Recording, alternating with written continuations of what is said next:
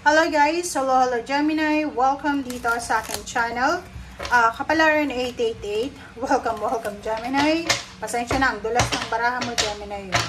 Okay. Gemini, itong message na to is for full moon lunar eclipse in Virgo.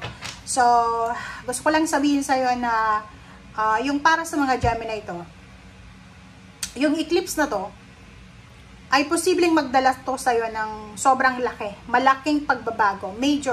Major shift sa buhay mo, kay yourself, mismo sa'yo, sa home, family, emotional foundation, relationship, love life, okay? Pamilya, tahanan, love life, and nakikita ko sa'yo, Gemini, na may kailangan kang gawin na napakalaking decision making, okay? Kailangan mong magdesisyon. Yung full moon na to is talagang napakalaki ng pagbabago na pwedeng ibigay na to sa'yo. Kasi, isang napakalaking desisyon ang kailangan mong gawin. Okay? Tungkol sa relationship, tungkol sa pamilya, tungkol sa lugar. And nakikita ko sa'yo na isang emotional problems or isang emotional trauma, wound or trauma, ang posibleng babalik. Ibabalik sa'yo ng universe yung trauma na yon. And yung trauma yon ay makakatulong yun sa'yo para makapag-decision ka talaga. Okay? So, this full moon na to, this is the right timing para mag-cleanse ka. I-release mo na yung past trauma mo, past pain, past wound, past baggages, and bigyan mo ang sarili mo ng, parang bigyan mo ng space ang puso mo, diba? Alisin natin yung mga grudges and resentment natin, and bigyan mo yung puso mo, yung sarili mo ng space dyan para makapagsimula ka ng fresh beginnings, para magsimula ka ng bago. Okay?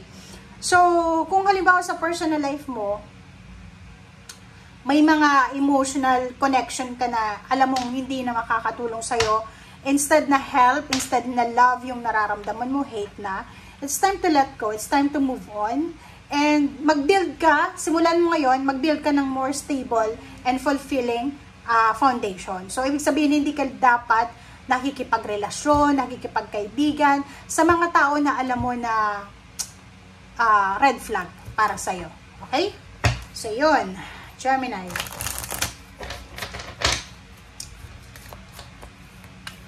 Oops. Thank you. Gemini. First card natin is Vanity. Next is Dissipating. Okay guys, comment down below if you resonated. Ito ay para sa mga Gemini na medyo may edad na. Sabihin na natin nasa senior citizen era na kayo. 60 years old above. Nakikita ko sa'yo dito na marami kang iniisip. Diba? Marami kang pinoprocrastinate siguro or nagto-throwback ka. Throwback. So, this full moon is pwedeng ibalik sa'yo or ibalik ka doon sa panahon na malakas ka pa. Yung bata ka pa and nakakapag-party ka pa, buhay pa yung mga magulang mo, and masaya ka pa. Yung parang fresh na fresh ka pa. So, i-expect mo na to na pwedeng managinip ka ng mga mahal mo sa buhay na wala na dito sa spiritual, ay dito sa mundong ito, nandun na sila sa spiritual world. Posible din na managinip ka ng mga nangyari sa'yo sa past na to, or past mo, so, nung bata ka pa, below dyan sa edad mo sa ngayon.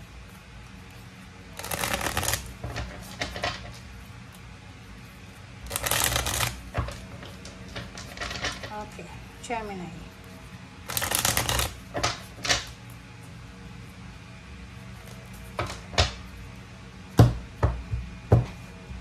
Okay, first card natin is Empress. Wow, ang galing na ito. Kasi yung Empress na to is fertile to. Fertility, new beginnings. Kasasabi ko lang sa'yo kanina Diba? Na sinasabi ng bara sa'yo na this is the time, this is a perfect timing para i-abandon na natin yung mga past natin, past baggages, para makapagsimula tayo ng bago. So, marami ka, Gemini, na fresh ideas, fresh mindset, knowledge, wisdom, na posibleng may isip mo lang or marami kang gustong gawin na bago. Yun lang. Okay? So, etong Empress tsaka Zero the Fool, resonated sila sa bawat isa kasi etong Zero the Fool is risky but pwede ka din makapagsimula. So, comment down below if you resonated. Ito ay decision making, Gemini. Decision making. Okay, sorry. Yung Zero the Fool na to ay isang uncertain, hindi ka sigurado na lugar.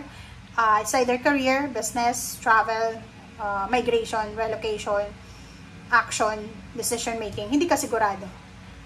Pero, naniniwala ka sa sarili mo na ano man itong gagawin mo, ay magdadala to sa'yo ng pagbabago, fresh start.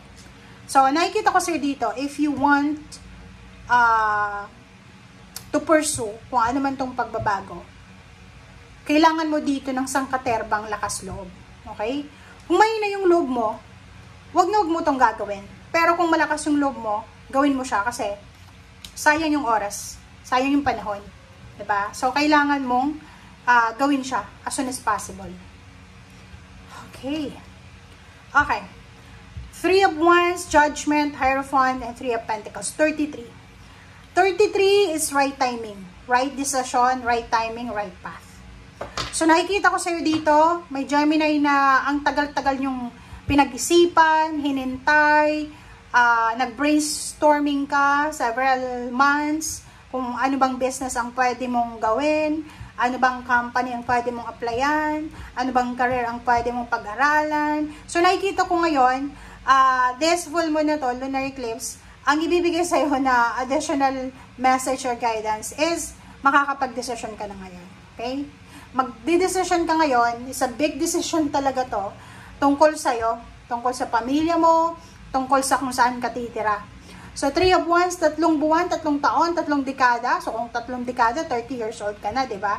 So, nakikita ko ang tagal mong hinintay, but ngayon, nakita mo na yung liwanag, nakita mo na yung result, yung outcome, na talagang dito ka, okay? Pwedeng nakikita ko to sa OFW na pwedeng ikaw ay citizen na sa ibang bansa. Pwedeng pinag-iisipan mo kung babalik ka ba sa Pilipinas, for good, for retirement, or mag-i-stay ka na lang dyan. Comment down below. Okay, Gemini. Okay. Ang galing ng baraha mo na to. 4 of Swords, nakikita ko sa'yo dito na simula ngayong full moon, lunar eclipse, magkakaroon ka ng time para makapagpahinga. Diba? Siguro masyado kang busy, masyado kang workaholic, and this one, sinasabi ng baraha na makakapagpahinga ka sa mga issue, makakapagpahinga ka sa mga issues, sa mga problema. And nakikita ko sir dito, makakatanggap ka ng balita, good news, na pwedeng magdala sa'yo ng power, ng strength, magdala sa'yo ng boost ng self-confidence. So, nakikita ko sa'yo dito na may mga Gemini na pwedeng, tingnan mo naman, oh. Isa promotion to, oh. Diba? Comment down below, Gemini. Ito ba yung minamanifest mo? Ito ba yung risky decision na gusto mong gawin? Ito ka na, oh. Diba? Sa loob ng trabaho, yung mga Gemini na pwedeng mag-try mag-risk ng decision nila, kahit alam mo na kulang ka sa requirements para mag-apply ng higher position or higher salary, pag trinay mo yan, masyasyak ka sa result. Kasi etong 8 of Pentacles sinasabi na pwede kang mag-level up sa trabaho, pwedeng maging boss ka, diba? Managerial position, kasi ang emperor na to is powerful siya, diba? Etong emperor na ito, alam niya kung anong ginagawa niya, matalino siya, sobrang wise, skilled din siya, alam niya yung ginagawa niya, matalino, masipag, powerful, parang gano'n. So, nakikita ko sa'yo dito, ang daming 4, so, it's a balance. So, magkakaroon ng balance, magkakaroon ng security, magkakaroon ng tranquility yung buhay mo, lalo sa financial tsaka emotional. Yung emperor na ito yung subject sa'yo. And sinasabi ng baraha, end of the day, magiging sobrang successful ka, magiging sobrang powerful ka. Kung isa kang politiko, sinasabi ng baraha sa'yo dito na mananalo ka ulit. Okay? And nakikita ko yung power mo, nakikita ko yung kapangyarihan mo dito. Okay? Thank you guys for watching. Bye!